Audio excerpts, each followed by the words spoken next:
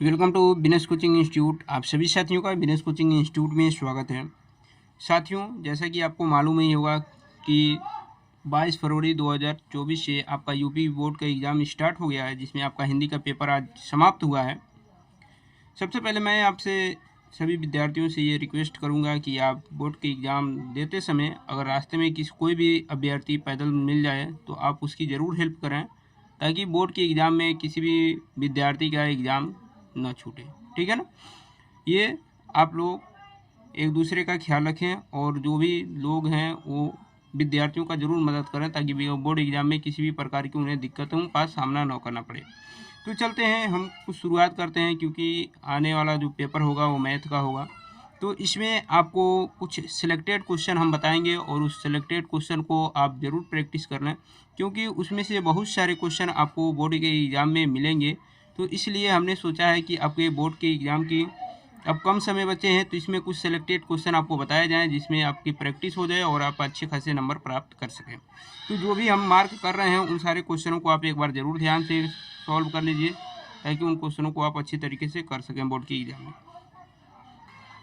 देखिए, यहाँ पर जो क्वेश्चन है एक दिया गया है कि एक मीनार की ऊंचाई 20 मीटर है और ज़मीन पर इसकी छाया की लंबाई 20 कड़ी में 3 मीटर है। सूर्य का उन्नयन कोण बताइए। तो इसमें आपको कोण बताना है, ये आपका 2 नंबर और उसके साथ साथ बहुविकल्पी क्वेश्चन ये बन सकते हैं। उसके साथ साथ यहाँ पर क्वेश्चन दिए गए हैं कि क्षैतिज तल पर स्थित है एक मीनार की परछाई सूर्य का उन्नयन कोण 60 अंश से बदलकर 30 अंश होने पर 30 मीटर बढ़ जाती है, तो मीनार की ऊंचाई ज्ञात कीजिए। यहाँ पर सॉल्व करने पर आपको 20 कड़ी में 3 मीटर मिलेगा। ये हम सॉल्व चीज़ें इसलिए दिखा रहे हैं ताकि आप अब प्रैक्टिस करें, क्योंकि हमने जो भी महत्वपूर्ण क्वेश्चन कराया है उसका वीडियो आपको पहले से ही उपलब्ध है, तो आप वहाँ से भी देखना चाहें तो वहाँ से देख सकते हैं। बहुत सारे प्रैक्टिस सेट हमने कराया है, तो आप चाहें तो वहाँ से भी देख सकते हैं, और नहीं तो इन क्वेश्चनों को भी आप सॉल्व करके ज़रूर देख लें, क्योंकि ये सारे क्वेश्चन आपके बोर्ड के एग्जाम में ज़रूर बनेंगे। देखिए, एक ये महत्वपूर्ण क्वेश्चन है कि एक मीनार के आधार से 16 मीटर और 9 मीटर दूरी पर उसी समतल पर स्थित दो बिंदुओं ए और बी जो एक सीधी रेखा पर हैं, उन पर मीनार के उन्नयन कोण एक दूसरे के कोटि पूरक है। मीनार की ऊंचाई बताइए। तो देखिए, कोटि पूरक ऐसे दो कोण जिनका योगफल 90 अंश होता है उनसे हम कहते हैं कोटि पूरक। तो यहाँ पर जब इसको सॉल्व किया गया है तो 12 मीटर आया है। आप भी अपने तरीके से सॉल्व कर सकते हैं। ठीक है, अब चलते हैं अगले क्वेश्चन को समझते हैं। देखिए, ये अगला क्वेश्चन है कि एक व्यक्ति नदी के किनारे खड़े होकर देखता है कि नदी के दूसरे किनारे पर एक पेड़ की शीर्ष का उन्नयन कोण 60 डिग्री का है। जब वह किनारे से 20 मीटर पीछे की ओर चलता है तो उन्नयन कोण 30 डिग्री पाता है। पेड़ की ऊंचाई तथा नदी की चौड़ाई बताइए। ये क्वेश्चन इंपॉर्टेंट है, जो 4 नंबर में और 6 नंबर में आपके बन सकते हैं। उसके साथ साथ कुछ और क्वेश्चन हम आपको यहाँ पर दिखाएंगे। देखिए, ये क्वेश्चन भी इम्पोर्टेंट है। देखिए, कह रहा है एक नाव से जो एक पुल की ओर जा रही है, पुल का उन्नयन कोण 30 डिग्री है देखा गया। नाव के उसी चाल से चलने पर 4 मिनट पश्चात नाव की पुल का उन्नयन कोण 60 अंश हो जाता है। ज्ञात कीजिए कि नाव को पुल तक पहुंचने में कितना समय लगेगा। तो ये आपका क्वेश्चन है जो आपके 4 नंबर में बनते हैं। देखिए, जितनी क्वेश्चन हम बता रहे हैं उसको एक बार आप जरूर सॉल्व करके जाइएगा, क्योंकि एग्जाम में ये क्वेश्चन आपसे जरूर टकराएंगे। चलिए, ये क्वेश्चन देखिए कि एक समतल जमीन पर खड़ी मीनार की छाया उस स्थिति में 40 मीटर अधिक लंबी हो जाती है जब सूर्य का उन्नयन कोण 60 अंश से घटकर 30 अंश हो जाता है। अर्थात छाया के एक सिरे से मीनार के शिखर का उन्नयन कोण 60 अंश और डीबी छाया की लंबाई है, जबकि उन्नयन कोण 30 अंश है। तो मीनार की ऊंचाई ज्ञात कीजिए।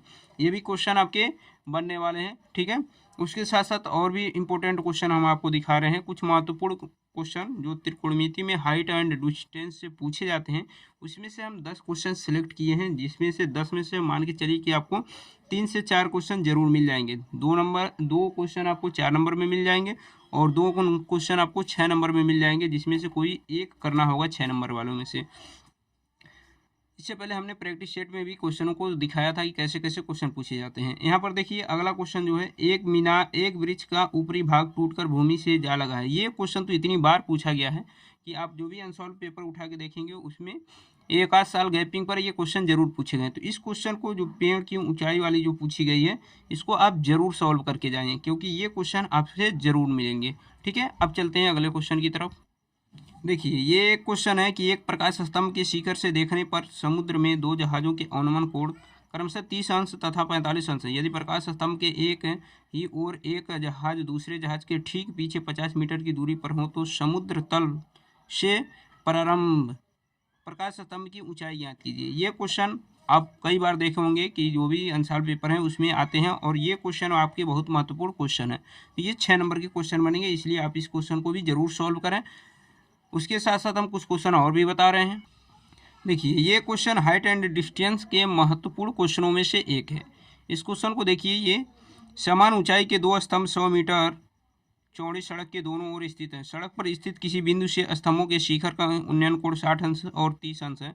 स्तंभों के बीच बिंदु की स्थिति तथा प्रत्येक स्तंभ की ऊंचाई ज्ञात की। ये क्वेश्चन आपके एग्जाम में बन सकते हैं। तो इस तरह हमने 10 क्वेश्चन सेलेक्ट किया हाइट एंड डिस्टेंस से। उसमें ये 10 क्वेश्चन आपके, इसमें से कम 3 से 4 क्वेश्चन आपको जरूर मिल जाएंगे। तो इसलिए आप इस पूरे क्वेश्चन को सॉल्व कीजिए, और इस पूरे क्वेश्चन को हमने पहले अलग अलग वीडियो में सॉल्व करके दिखाया है, तो आप जरूर उस वीडियो को चाहें तो देख सकते हैं। कुछ और इम्पोर्टेंट क्वेश्चन हम दो चर वाले रैखिक समीकरण से बता रहे हैं, उसको भी आप ध्यान से देख लीजिए। अब हम दो चर वाले रैखिक समीकरण में कुछ क्वेश्चन इंपॉर्टेंट बता रहे हैं। जैसे दो चर वाले रैखिक समीकरण, ये अंकों वाले जो हैं, ये 4 नंबर में बहुत ज़्यादा टेंड में पूछे जाते हैं। जैसे दो अंकों की एक संख्या एवं उनके अंकों को पलटने पर बनी संख्या का योग 66 है।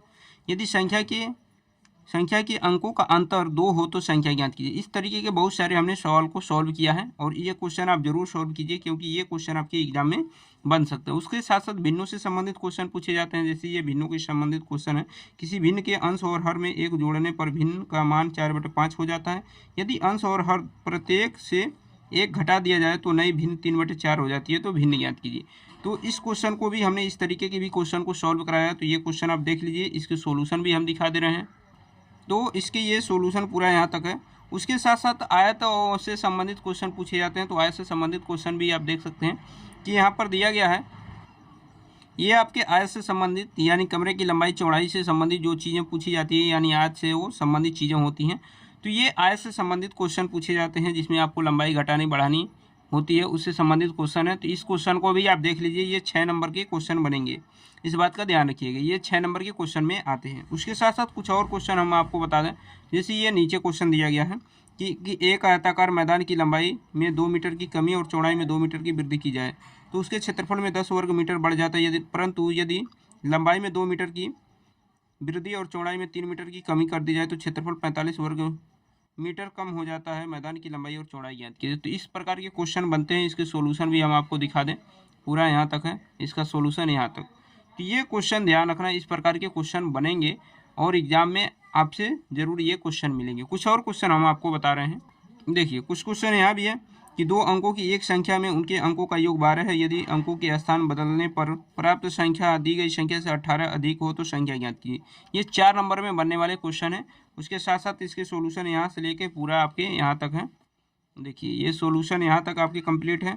उसके साथ साथ यहाँ भी 2 अंकों से संबंधित सवाल पूछे गए हैं, 2 अंकों की संख्या से। तो इसको भी सॉल्व कीजिएगा, और फिर 2 अंकों की संख्या में दहाई का अंक इकाई के अंक का 3 गुना है। इस प्रकार के भी क्वेश्चन पूछे गए हैं। तो इसलिए आप इस क्वेश्चन को भी जरूर सॉल्व कीजिएगा। ये जितने क्वेश्चन हम सजेस्ट कर रहे हैं उसको आप जरूर सॉल्व कीजिए, क्योंकि मैं खुद यूपी बोर्ड 2024 में डिप्टी कर रहा हूं, इसलिए आप इसको जरूर ध्यान देते हुए इन सारे क्वेश्चनों पे जरूर सॉल्व कीजिएगा। ऐसा नहीं है कि ये केवल इसी तरह क्वेश्चन आपको बताए जा रहे हैं। तो कुछ और क्वेश्चन हम बता रहे हैं आपको, उसको भी ध्यान रखिएगा।